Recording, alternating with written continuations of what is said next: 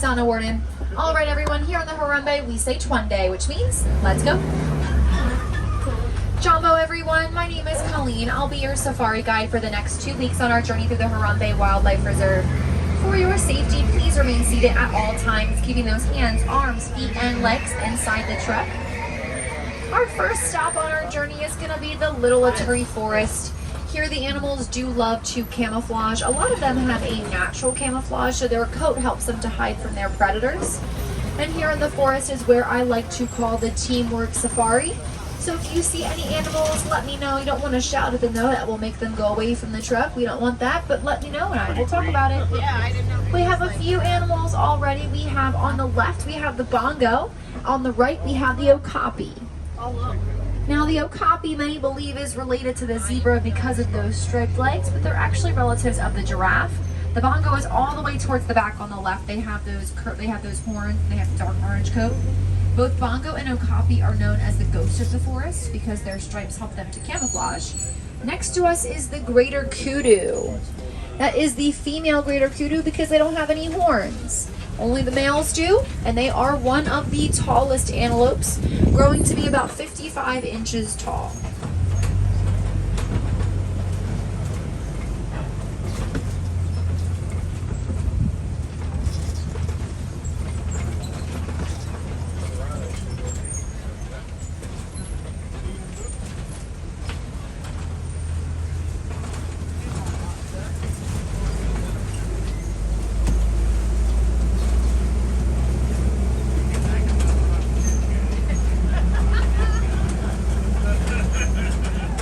We're gonna see another animal. I'm sure that's the saddle-billed stork hanging out over there. It is a black and white bird with an orange beak. Look where they are. It's on the left. They have a 9-foot wingspan, which is the width of the canopy above your heads. And to tell the difference between male and females, it's the color of their eyes. So males have brown eyes while females have gold. We're gonna head to the Safi River next to see if we can spot any signs of the Nile hippopotamus.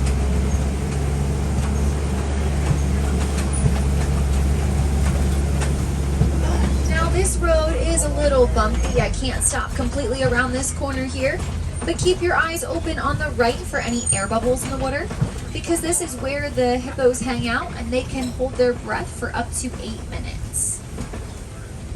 Now hippos are sensitive to the sun. Are they all the way back there? If you missed it, don't worry, there is another hippo pool up ahead. And there is no sun right now, and it is on the cooler side, which could bring us some luck because hippos don't have any sweat glands. So to stay cool, they'll spend their days walking along the bottom of the river.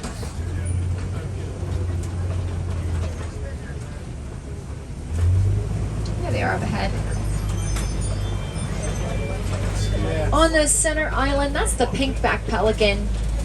A group of pelican is called a pod, and they have a 9-foot wingspan, just like the saddle-billed stork. I am about to point out the coolest thing ever.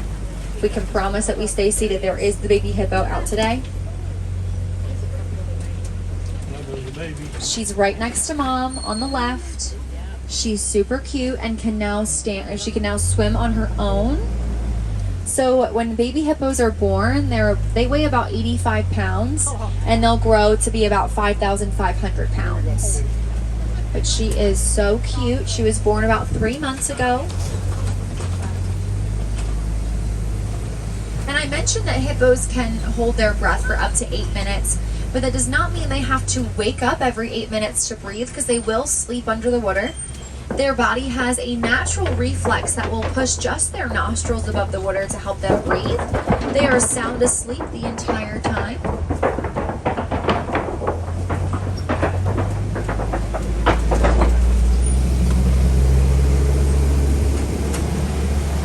Our journey continues on the Savannah, which is one of my favorite spots. It's home to animals like the giraffe, zebra, wildebeest, Anchovy Cattle, antelope, and so many more. Hopefully we get to see a lot of them out there. It's also home to different types of plants and trees, like the baobab tree. It's going to be on your right. looks like an upside down tree. That's because they don't have any leaves for about 9 months. It's right here on the right. They can hold up to 30,000 gallons of water, so elephants will use their tusks to get water from the tree during dry seasons, which is why its nickname is the Tree of Life. And they have also been known to live for over 1,000 years.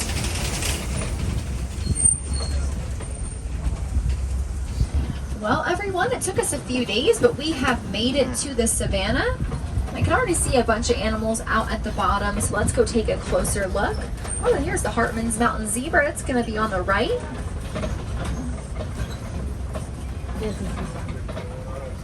That is a black zebra with white stripes, and we know that because they have an all-black nose. And a group of zebras is called a dazzle. It might be hard to see, but they have an extra... Oh, there's one right here. There's one right here. They'll be able to see that there's an extra piece of skin that kind of hangs down on the zebra's neck. It's called a dewlap.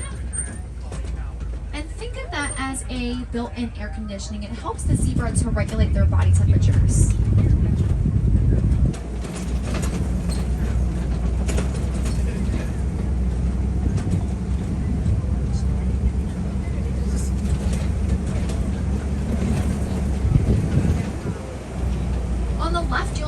African wild dogs. They're taking a nap back there right now, also known as the painted dogs.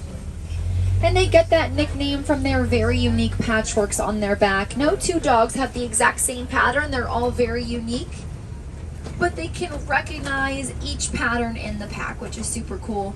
But do not be fooled. They are one of the most successful hunters in the savannah with a 90% success rate.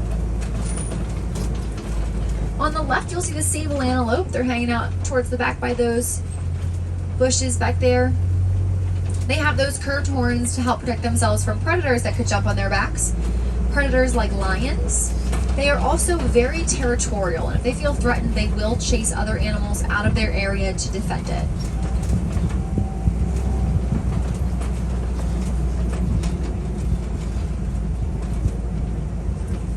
Ahead, we'll get a closer look at the Anchovy Cattle as well as the Wildebeest. There's one over to the right. Wildebeest travel in herds of up to 1.5 million, which can be seen from outer space. And a group of wildebeest is called a confusion or an implausibility. And what's really cool is they will migrate about 500 to 1,000 miles a year. So when baby wildebeest are born, they can run on their own within the first 15 minutes after birth. Wow. Because they have to be ready to move. Now here's the Anchovy cattle. They have these super large horns, but these horns are not as heavy as they look. They are made of a honeycomb structure inside, making them almost hollow. Blood will circulate through them to help keep them cool. So it won't regulate their body temperatures, but again, it also acts like a built-in air conditioning. Here we've got a bunch of giraffe walking around. A group of giraffe is called a tower, and if you look all the way over to the right, the one in the middle, that's the baby giraffe. So he was born just a few months ago. He'll be 6 months next month. And we can tell this is the Maasai giraffe based on the types of patterns they have on their back. They are more jagged, while other giraffes have square or rectangular shape patterns. And they can grow to be about 18 to 20 feet tall. There's a giraffe in the road. Yep, here she goes. Okay. So we're gonna wait a second while she decides to move. Wow, look at them.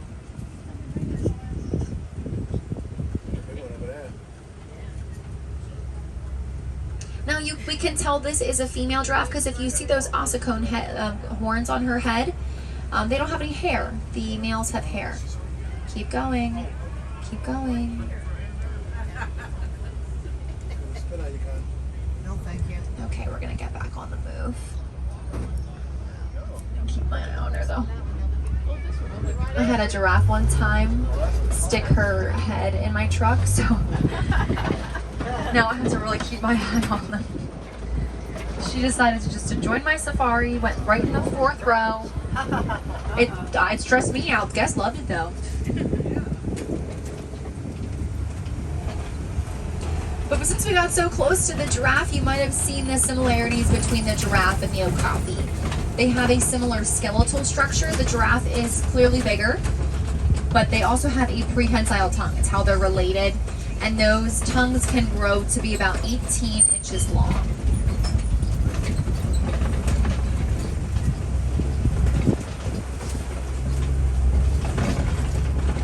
We're going to keep exploring other parts of the savannah, see what other animals we can spot. Oh, perfect. I can see the African elephant, which makes sense because all these trees are knocked down. Elephants will knock down trees to grab their food.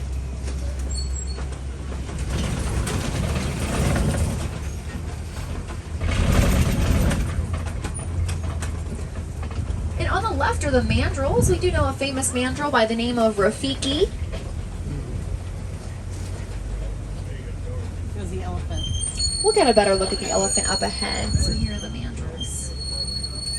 And we do have a baby mandrill. She was born in April.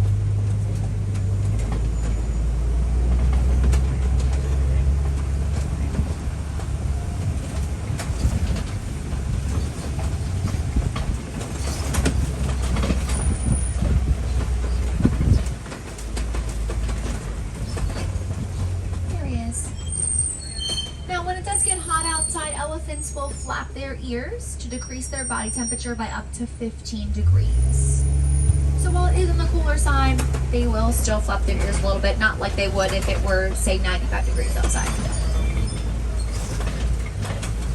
We're going to head to the red clay pits next to see if we can spot any more signs of the elephants.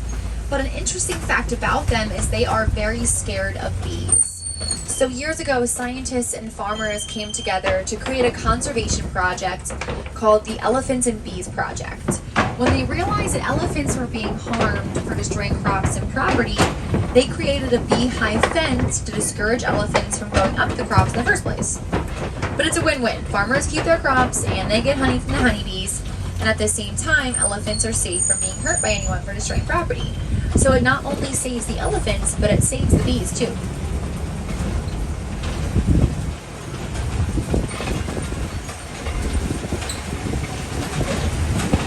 Well, it looks like the elephants were here because if you look to your right, those are tusk marks.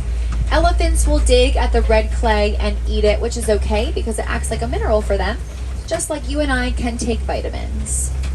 Looks like there's an elephant over to the left. Hopefully we get a better view that's not in the way of the bushes. I think I see another one up ahead, so we'll get a closer look. There they are.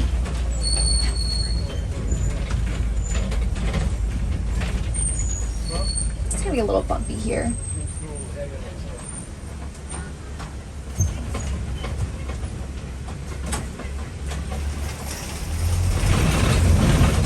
Now, male elephants typically live by themselves or with a group of other males, known as a bachelor herd.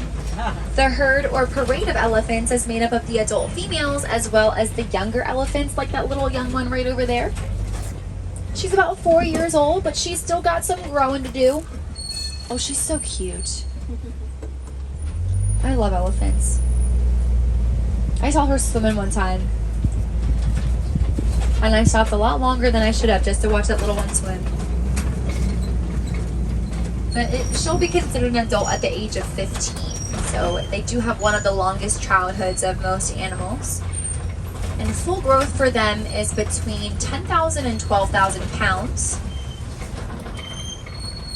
And when they're born, they weigh between 200 to 250 pounds. And I also mentioned that elephants will flap their ears when they get really warm to help decrease their body temperature. They will also put on sunscreen. Dirt and mud act as a natural sunblock for elephants. They'll use their trunks just to throw it on their back. It's really cool to see. On the left are the greater flamingo. When they hatch, they are actually gray and will turn pink after eating brine shrimp. There is beta carotene in that shrimp. It helps them turn that very pretty pink color. You'll see some gray flamingo in there. They're about 9-10 months old. They'll start to turn pink around a year to a year and a half. They are very vocal today.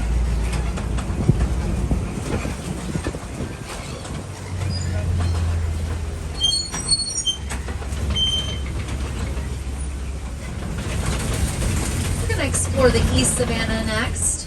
Oh, perfect timing. The white rhinoceros is out. I love the rhinos. And there's a baby rhino right over here. And I love him so much. He's so cute. He just turned 1. What's his name? Ranger.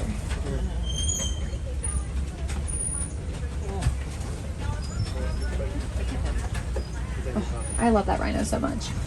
If I could stop here all day, just look at that rhino, I would. Because he is old enough where he gets the zoomies. He'll run around a lot. It's not aggressive. I mean, this is his home. So he's just that age where he just kind of runs in circles. He'll play with mom. It's really, really fun to watch. But when he gets older, he'll weigh about 5,000 pounds. And right now he can run fast, not as fast as the adults, between 30 and 35 miles an hour, which is as fast as the giraffe can run, but the rhinos can maintain that speed a little bit longer than the giraffe can. How much do they eat a day? I'm sorry? How much do they eat? The baby's name? Yeah. Ranger. No, what do they eat? How much? Oh, what do they eat? I think it's his name. They typically eat hay, and sometimes they'll feed them fruit backstage.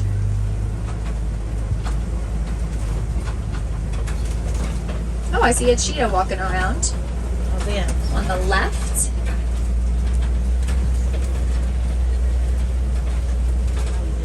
Wow. Cheetahs can run up to 60 miles an hour in 3 seconds. Oh, look at that. Although they do have to get close to their prey to catch them, because think of the cheetah more as a sprinter rather than a long distance runner. They cannot maintain that speed for very long.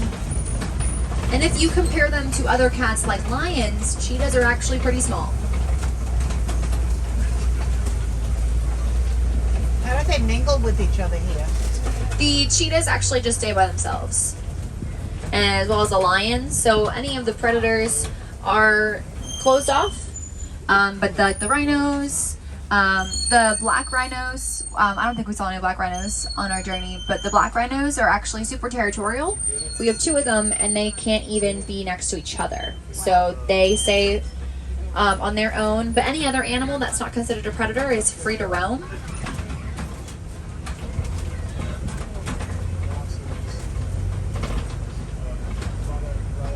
Because you guys are the ones who feed them, is that why? For which animal? All of them. Yeah, we have wardens here that feed them. So you might see driving around, you'll see different types of trucks that are not these ones. They are our wardens here that take care of the animals. They will feed them, like the lions, for instance. They are typically fed in their barns, and they have a high protein diet. Oh, cool.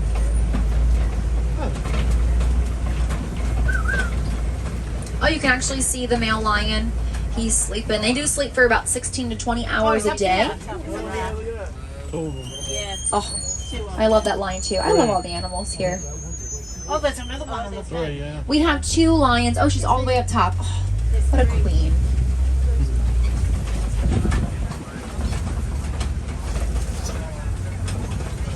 On the left, you'll see the warthogs. Warthogs are a relative of the pig, and they will back themselves into those burrows on the ground.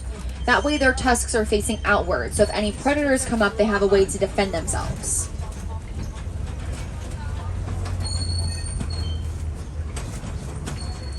And on the left, you'll see the ostrich. They can run about 40 miles an hour. Although they are birds, they cannot fly, but will use their wings to help them balance while they run. And you can tell that these are female. We have 3 females here. Males have darker feathers. They almost like go brown or black, and these are lighter feathers. The ostrich is one of the most unpredictable animals I have ever encountered. They are something. I did have a ostrich one time. I was pulling into the East Savannah, and she just stood there for 15 minutes. And our wardens came over to try and help. And instead of moving, she decided to sit down.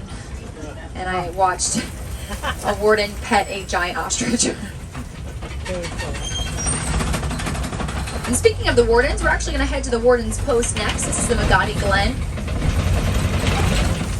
The wardens here, like I mentioned, they will take care of the animals. They will feed them. Sometimes we'll actually, on the reserve, you'll see them feed them. I've seen them feed the hippopotamus, which is really cool. But this post here is meant to promote coexistence. So if you were to go on a an actual savannah or an actual safari in Africa, you would see posts like this because they're trying to get the humans and animals accustomed to living near each other. So that's why this post is here.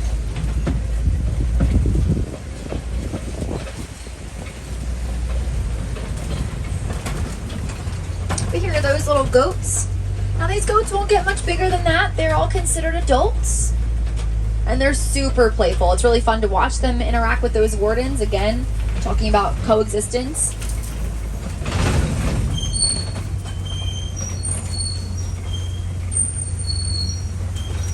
So friends, this road is taking us back to the village, but I do want to leave you with one final story, the survival story of the bontebok species. We didn't actually see the bontebok, which is a bummer because he's one of my favorite animals out there, even though I'm pretty sure I said I love every animal. But I do love that little animal. They are relatives of the wildebeest. And if you need a picture, it's right on that animal spotting guide up there. But years ago, one farmer, just one person, noticed that there were only 17 bontebok remaining in the world. They were being poached for their beautiful coats because when they're younger, they almost look rainbow. But this farmer brought them all together, saved the species. There are now about 3,000 remaining in the world. You'll typically only find them on reserves, but either way, it does go to show that one person can make a big difference for these animals. And as our journey comes to an end, the word Harambe means to come together, and I want to thank you all so much for joining me. We saw beautiful animals on our journey, but they do need our help. And doing the simplest of things, such as reduce, reuse, and recycle, can help protect these animals on reserves and in the wild. So go out and share the stories that you have learned over the past 2 weeks. You never know, you can inspire someone else to make a big difference. Remember, all it takes is one person. Now we're going to head back up to our original dock for just an extra minute or two.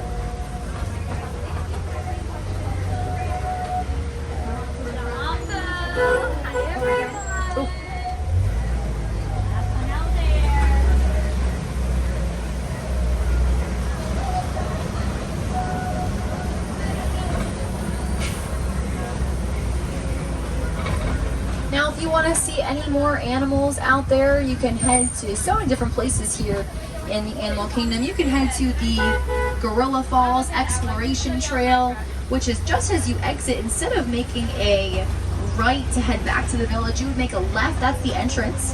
They have a ton of different animals out there. And I mentioned that hippos they have that natural reflex. So you can go to the trail and see the underwater viewing area of the Nile Hippopotamus. And that's where I saw it happen for the first time. So I was talking to a customer and she explained what had happened, which is really cool. Or you can head over to Rafiki's Planet Watch, which I actually do suggest, because there were 2 baby rhinos born very recently. One was just named, and if you sit on the train, it's about a 5-minute train over there. You can see one of the rhinos. His name is Milo, was just named yesterday. Or you can see the other. I'm not sure if you'll be able to see that one. He was just born on Thursday, so I'm not sure if you'll be able to see him yet. But that is, you'd have to head back out to the village to get to the Rafiki's Planet Watch. But I recommend doing that because that's a really cool sight. I was able to see the one born in September.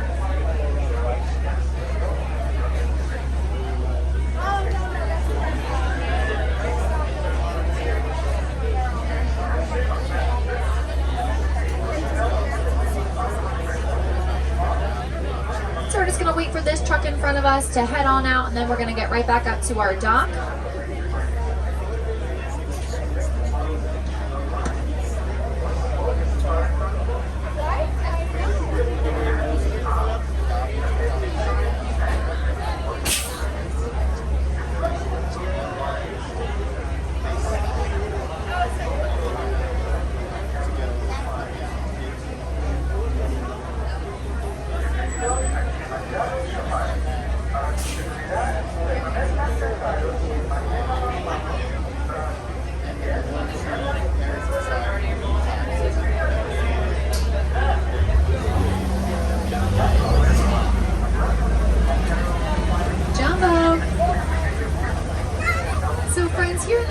We do not like to say goodbye. It is way too sad and far too final.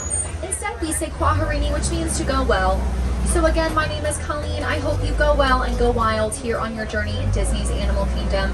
Go make a difference out there, and thank you so much for joining me. We're just gonna wait for this truck in front of us to head on out, just like we waited before. Probably just an extra minute or so, and then we're gonna pull up.